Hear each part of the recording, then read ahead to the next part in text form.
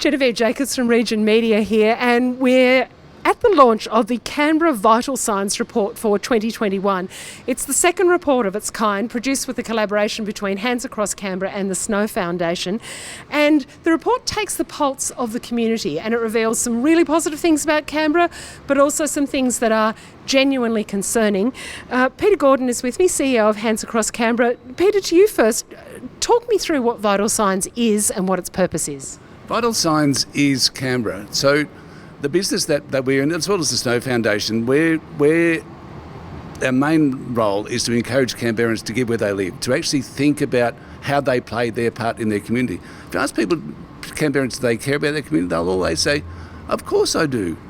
Now we've got a storytelling device which says there are some things that you really need to think about Canberra. So there's 140 statistics in that report, 70 good, 70 things that we can celebrate, and 70 in areas that we really do need to pay attention, whether it's youth homelessness or mental illness, whatever it might be. So it's for policymakers, it's for charities, it's for politicians, it's for everybody that has any interest in how our community works, to read it, to look at the issues that are important to them, and then work out what we can do. So, and as a granting organisation, that we use that to shape the way that we put money into the community, either directly or indirectly, because we know now what's more important than others. We've actually got a benchmark. So we started in 2018, we've done it again 3 years later, but it's only the 10th time in Australia that this has been done. And so the idea that we've got some proper rigour and real intelligence behind some things that we should be doing, things we should be focusing on, I commend the report to everybody. GEORGINA BYRON is also with us, the CEO of the Snow Foundation. GEORGINA, we heard during the press conference today that everyone in Canberra thinks everyone in Canberra is okay because this is a wealthy city, and certainly some of the stats really bear it out. But what's the impetus for you? I know the foundation has a really strong history of forming partnerships and allegiances that deliver for the community. Yeah, thanks, Genevieve. Well, certainly when we embarked on this report in 2018, the reason we did is because we saw it was done in other places and overseas especially, and we thought we really need to take a pulse on where Canberra is at with a lens of disadvantage. It's almost like a one-stop shop. And together with Hands Across Canberra, we brought many members of the community together and said, well, what areas should we focus on? And we all agreed unanimously, really. It was education, employment, it was health, it was sense of belonging, and it was housing. But at the same time, they were the four themes, but then there was this overriding piece of what is Canberra, what is the makeup of Canberra, as well as the lens of disadvantage. How many people do live in poverty? And I think when articulating this report, there's nowhere to hide.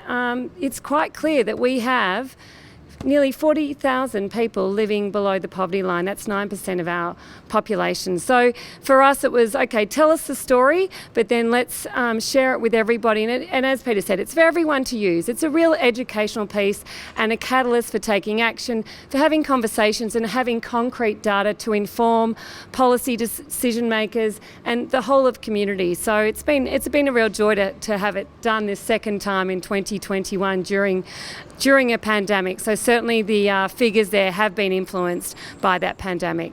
And we've just seen this morning the report's just been delivered over the square to the Chief Minister by hand. Dr Emma Campbell is with me from ACCOS, the ACT Council of Social Service. Emma, you've spoken about a couple of things. Social housing, which is emerging as quite a desperate need in this community. There are some figures in here that really bear out how urgent that is.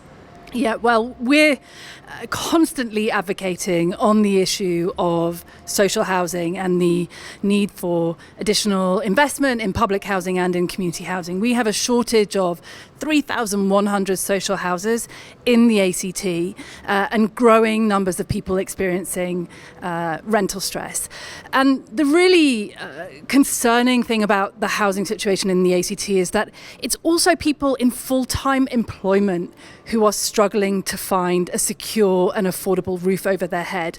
And increasingly at ACCOS, we are finding that we are advocating not only for people on income support, but also for people in full-time paid work because they cannot find affordable housing.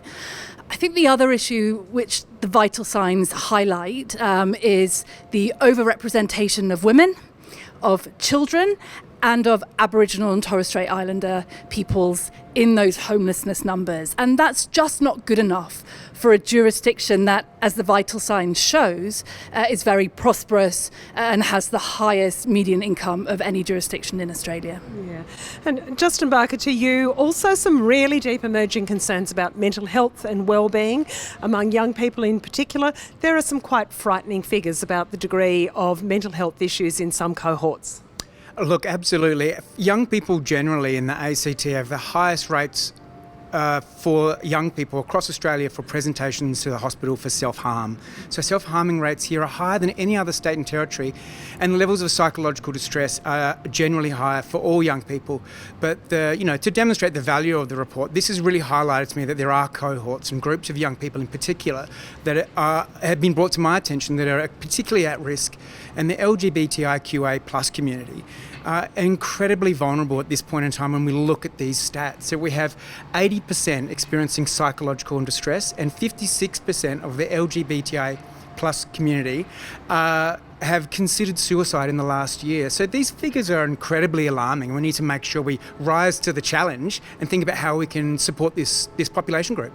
So in many ways, this is a call to action. This is an absolute catalogue of figures that are of use to policymakers, to people who are not-for-profits, people who are helping others in the community.